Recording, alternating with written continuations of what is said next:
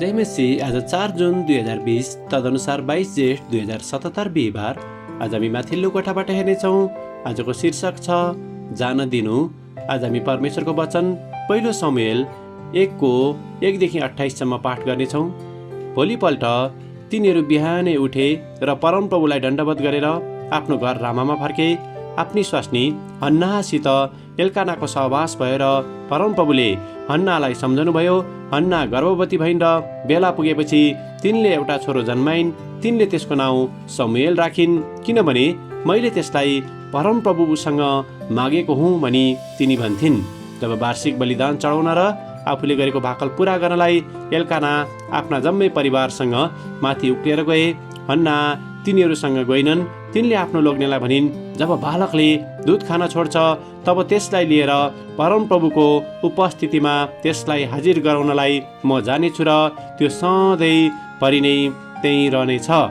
जब तिनले दुध छोडाइन् तब तिनले त्यसलाई आफूसित लगिन्। तिनले आफ्नो साथमा एउटा 3 वर्षे पशु, 5 पाथी पिठो र 1 मशक दाखमध्ये लिएर त्यो बालक सानै भए तापनि त्यसलाई सिलोमा परमप्रभुको भवनमा ल्याइन्। उनीहरूले त्यस पशुलाई मारेर त्यस ठिटालाई एली कहाँ ल्याए। हन्नाले उनलाई भनिन्, हजुर, तपाईँको जीवनको शपथ खाएर म भन्दछु कि म त्यही स्त्री हुँ जो परमप्रभुसँग प्रार्थना गर्दै तपाईँको छेउमा यहाँ उभिएकी थिए। यही बालकको निम्ति मैले प्रार्थना गरेकी थिएँ अनि मैले मागेको कुरा परमप्रभुले मलाई दिनुभयो। अब यसलाई परमप्रभुका नै म अर्पण गर्दछु। त्यसको जीवनभरि नै त्यो परमप्रभुमा अर्पण गरिएको हुनेछ।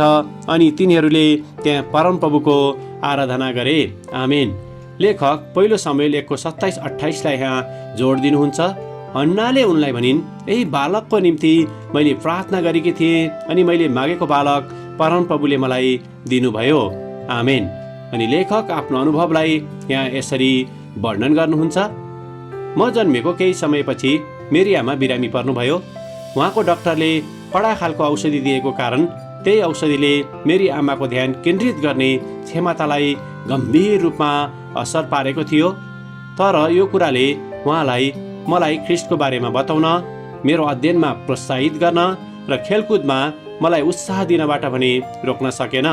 उहाँको पीडा र दुर्बलताको बावजुद पनि उहाँले मलाई सधैँ माया गर्नुभयो र मलाई आध्यात्मिक, शारीरिक र भावनात्मक रूपमा बलियो हुन सधैँ सहायता गर्नुभयो। जब मेरो घर छोड्ने समय भयो तब मेरी आमालाई निकै गाह्रो भएको थियो। तर परमेश्वरले मलाई सधैँ असल बाटोमा डोर्याउनु हुनेछ भनेर उहाँले सधैँ विश्वास गर्नुहुन्थ्यो। बाइबलका सबै आमाहरूमध्ये हन्ना सम्भवतः केही कुरा पाउनको निम्ति प्रतिबद्ध भएर अगाडि बढ्ने र असल कुराको निम्ति त्याग गर्न सक्ने मन भएको उत्तम उदाहरण हुन्। उनले रुँदै परमप्रभुलाई पुकारा गरेपछि परमेश्वरले उनलाई एक बालक समुएल दिनुभयो। कृतज्ञताका साथ हन्नाले आफ्नो छोरालाई परमप्रभुको सेवामा समर्पित गर्ने प्रतिबद्धता कायम गरिन्। उनीले समुएललाई माया गर्थिन्, तर उनी पछि हट्न राजी भइन् र बालकलाई परमेश्वरमा अघि बढ्न दिइन्। बालक जन्माउनको निम्ति र परमप्रभुको कामको निम्ति बालकलाई समर्पण गर्ने दुवै कार्यमा हन्नाले उनको समर्पित र बलिदानिक प्रेम देखाइन्। हन्ना हाम्रो लागि एक उदाहरण हुन् जसको जीवनबाट हामी समर्पणता र त्यागको बारेमा सिक्न सक्दछौँ। आमेन। आजको विचार, मैले प्रेम गरेका व्यक्तिहरूलाई म परमेश्वरमा समर्पण गर्न सक्छु। प्रार्थना, विश्वासयोग्य परमेश्वर, तपाईँको सेवामा समर्पित भएका मानिसहरूलाई सहायता गर्न हामीलाई सहायता गर्नुहोस्, येशूको नाउँमा। आमेन। आजको लेखक टोनी रोबर्टस, इन्डियाना, अमेरिका। आजको प्रार्थनाको विषय विश्वासयोग्य आमाहरूको निम्ति।